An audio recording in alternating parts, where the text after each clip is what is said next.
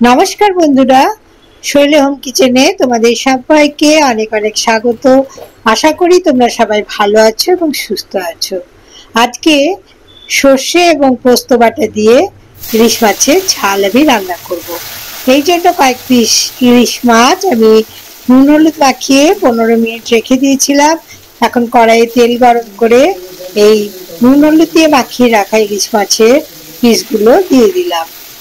এপিট ওপিট করে ভেজে নেব। এর জন্য বারে বারে খুব সাবধানে মাছগুলো উল্টে দিতে হবে। এই মাছ একটু ভেজে নিলে ঝোলের টেস্ট খুব ভালো আসে। দেখো, মাছ আমি সব তেলের মধ্যে দিয়ে দিলাম। বর্ষাকাল মানে বাঙালির প্রতিদিনকার পাতে এক টুকরো ইলিশ মাছ থাকবে।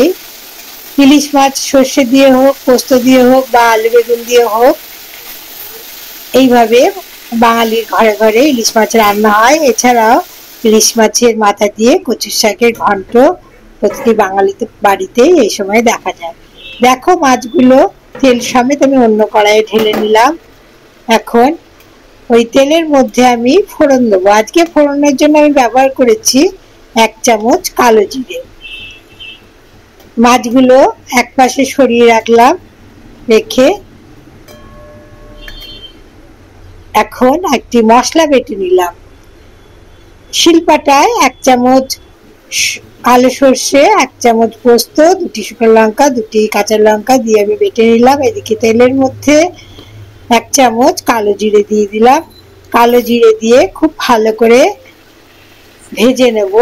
খেয়াল রাখতে হবে কালো জিরে যেন পুড়ে না যায়, পুড়ে গেলে ঝোলের স্বাদ অন্যরকম হয়ে যাবে। এই কালো জিরেগুলো ভালো করে ভেজে নেব। এই সময় গ্যাসের ফ্লেম লোতে রাখতে হবে, না হলে চট করে মশলা পুড়ে যেতে পারে। এখন এর মধ্যে বাটা মশলা দিয়ে দেব। আবারও বলি, এই বাটা মশলার মধ্যে রয়েছে 1 চামচ কালো সর্ষে, 1 চামচ পোস্ত, 2টি শুকনো লঙ্কা এবং 2টি কাঁচা লঙ্কা।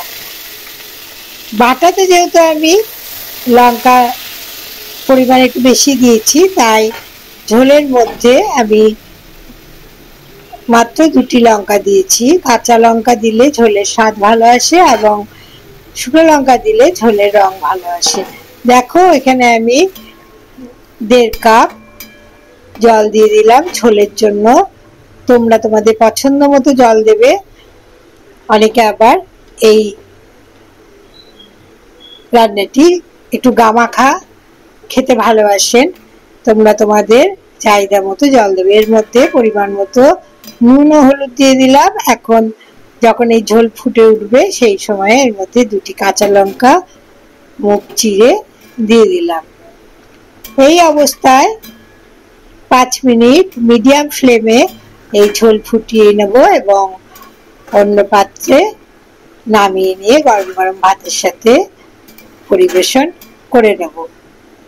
আজকের রান্নাটি আমি খুব কম তেল মশলায় এবং খুব সহজেই করলাম। আশা করি তোমরাও এই রান্নাটি করতে পারবে। তোমরা এই রান্নাটি বাড়িতে করে দেখতে পারো, তোমাদেরও ভালো লাগবে। আজকের রেসিপি এই পর্যন্তই। দেখো, এখন আমি গ্যাসের ফ্লেম বন্ধ করে দিলাম। এখন ঢাকা দিয়ে 5 মিনিট রেখে দিয়ে আমি অন্য পাত্রে ঢেলে নিলাম। আজকের রেসিপি দেখার জন্য তোমাদের অনেক অনেক ধন্যবাদ জানাই। তোমরা সবাই ভালো থাকবে, সুস্থ থাকবে। নমস্কার।